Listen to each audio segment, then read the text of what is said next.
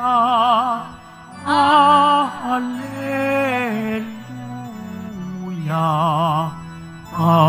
Alleluia, Alleluia.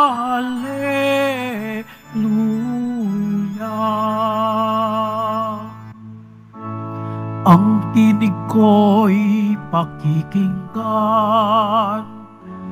ng kabilang sa aking kawan.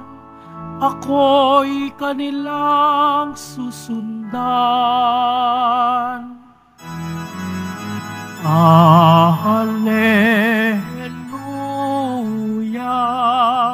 Alleluia,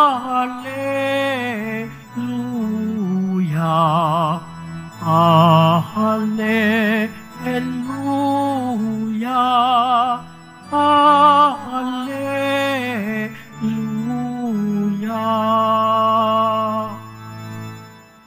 Sumainyo ang Panginoon. Ang mabuting balita ng Panginoon ayon kay San Juan. Sa iyo, Panginoon. Noong panahong yun, sinabi ni Jesus sa kanyang mga alagad, kung paanong iniibig ako ng Ama, gayon din naman iniibig ko kayo. Manatili kayo sa aking pag-ibig. Kung tinutupad ninyo ang aking mga utos, mananatili kayo sa aking pag-ibig. Tulad ko, tinutupad ko ang mga utos ng aking Ama, at ako'y nananatili sa kanyang pag-ibig. Sinasabi ko sa inyo ang mga bagay na ito upang makahati kayo sa kagalakan ko at malubos ang inyong kagalakan. Ang mabuting balita ng ating kaligtasan. Pinupuri ka namin, Panginoong Heso Kristo. Magsiupo muna po ang lahat. Magandang tanghali po sa inyong lahat. Magandang tanghali po, Father.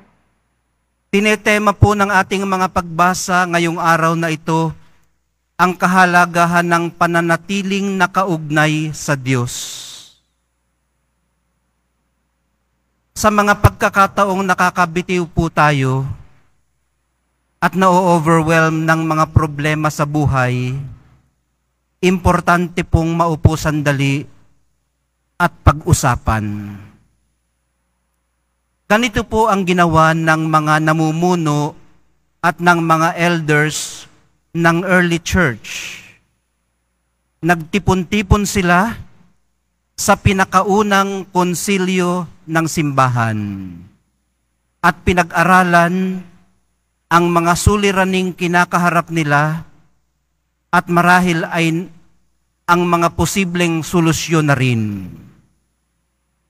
Masusubaybayan po natin ito sa susunod pang mga araw. Ngayon, simula pa nung isang araw hanggang ngayon, ay nagdadialogo sila, nagre-report, nag-uulat ng mga accomplishments, pinag-uusapan ng problema. At sa unang pagbasa ngayong araw na ito, nagdesisyon na si Santiago. Siya po kasi ang kinikilalang pinuno noon. Sabi niya, ang aking pasya, siya yung may last word. Kaya't ang pasya ko'y huwag nating ligaligin ang mga hentil na lumalapit sa Diyos. Inisa-isa niya. Maya-maya, talakayin pa natin ng kaunti, no? Mga apostoles po ang present sa konsilyong ito. Hindi pa po ito yung tinatawag na ecumenical council ng simbahan. Kung familiar kayo sa mga tinatawag na ecumenical council, ito tinatawag na Vatican II, Paurong, Vatican I, Council of Nicaea, Council of Constantinople. Napakarami ho na yan. Ang pinaka-recent noong 1960s, early 60s, yung Vatican II Council, Second Vatican Council. Ang mga sumunod doon, tinatawag na mga synod. Itong nakaraan, synod. Yung mga nagtipon-tipon sila doon sa Vatican. Okay, naganap po ito humigit kumulang 48 to 50 AD. Ito pong pinakaunang konsilyo ng simbahan. Mga 15 hanggang 25 taon matapos ang pagkapako sa krus kay Hesu Kristo. Ang ilan sa kanilang tinalakay dito ay ang mga nauna ng dinibate sa Antioch. Tulad ng kung ano ba ang gagawin sa mga hentil na niyakap ang pananampalatayang Kristiyano. Kung isa sa ilalim din ba sila sa mga batas ni Moises, partikular na ang usapin ng pagtutuli. Ayun, nagdebate sila doon. Siguro, may mga heated arguments din. Paano nga naman tutuliin kung maedad na? Di mahihirapan naman.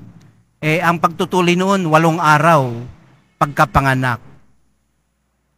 At kung ang pagsailalim ba sa batas na ito ay rekisito o requirement para sa kaligtasan. Ayun,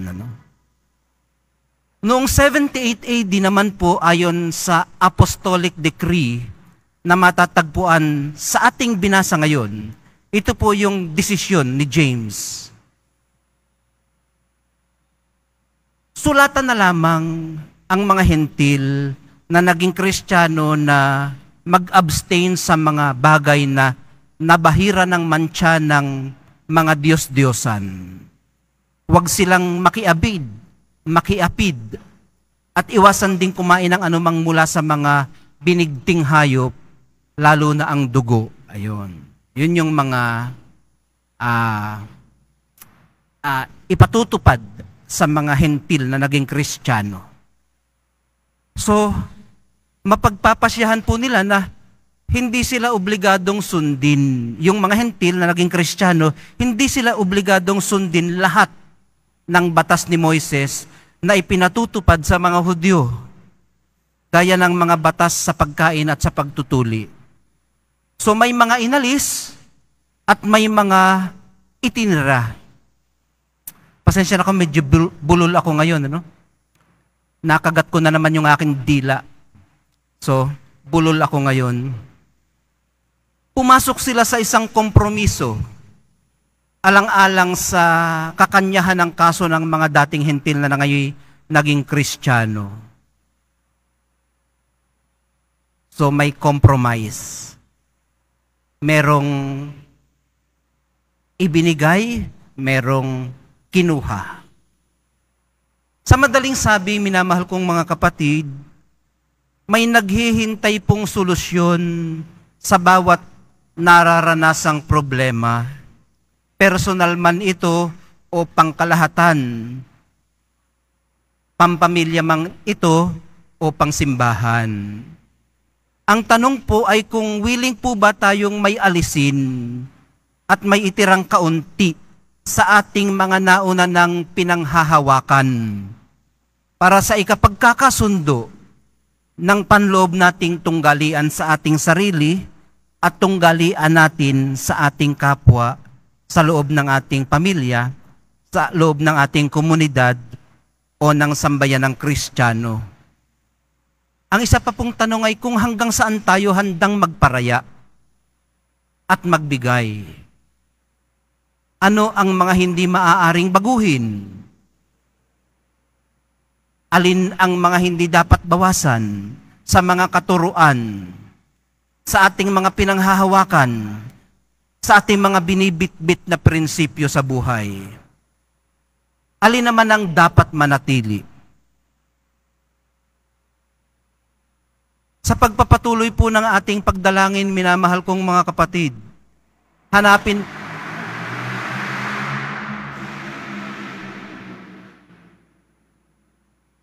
po natin ang grasya ng Espiritong Banal na makatutulong sa atin sa pakikipagdialogo sa ating sarili, sa Diyos at sa kapwa, lalo na sa ating mga kaaway. Diba? Mahalin ang kaaway. At magagawa natin ito sa isang dialogo.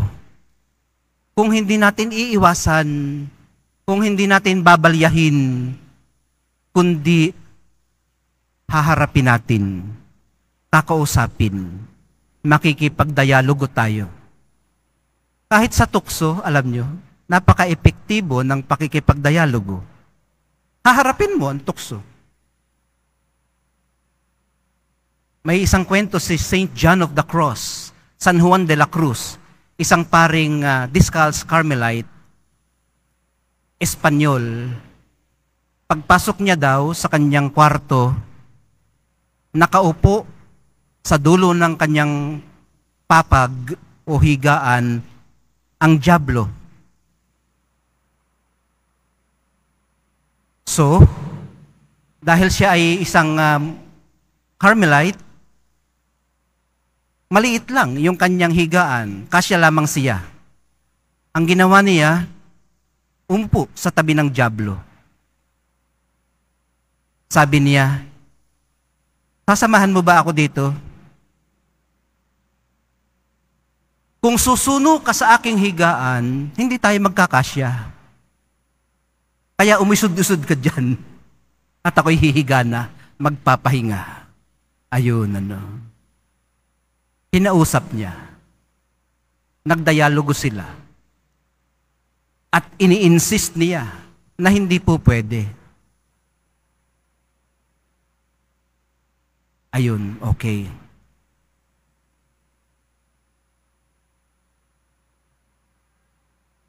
Harinawa gamitin din natin mga kapatid yung taktikang ito ng pakikipagdialogo sa ating sarili.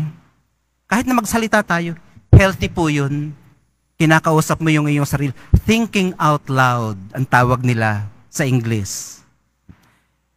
Ibine-verbalize mo ang gusto mong sabihin sa iyong sarili. Ay wag lang sa karamihang tao naman. Baka naman tayo mapagkamalang baliw. Kundi doon sa iyong sacred space, kung saan mo kinakatagpo ang Diyos at kinakaharap ang iyong sarili, kausapin mo. Ito ba talaga ang gusto mo? Mga ganyan, Ito rin ba ang gusto ng Diyos para sa iyo? O baka ikaw lamang ang may gusto nito? Hanggang saan kawiling na sundin ang gusto ng Diyos para yung sa sarili mo? Anong pwede mong isakripisyo? Ano ang pwede mong ibigay? Mabuti po ito para panatilihin natin ang pagiging tunay natin, genuine. Ang pagiging totoo natin, authentic. At para maitaguyod natin ang nararapat. Ibig sabihin, ang kalooban ng Diyos sa atin. Sa atin pong pagtanggap mamaya ng banal na Eucharistia, gabayan nawa tayo ng ating tatanggapin para maharap natin ng matapang ang mga suliranin natin sa buhay. Mahal na pong Jesus Nazareno, turuan niyo po kaming magdesisyon ng naaayon sa inyong kalooban.